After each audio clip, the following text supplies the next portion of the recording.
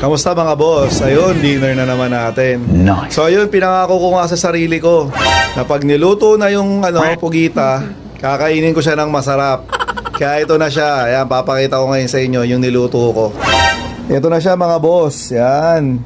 Kinilaw na pugita. Ayan, may nag-comment kasi doon yung kaibigan ko, no? Si Enrico. Yan. Napa-YouTube tuloy ako bigla kung paano siya gawin. Ayan. Kinilaw na pugita. Nice. Sura pa lang, di ba? Alam na. Tapos may pamangga pa. Ayan. May mangga pa kami, no? Mangga, yan. Medyo ano na siya, no? Naglalaban na yung hilaw tsaka yung hinog. Tapos may quick si madam. Ayan, pasalubong daw. Syempre, rice is life.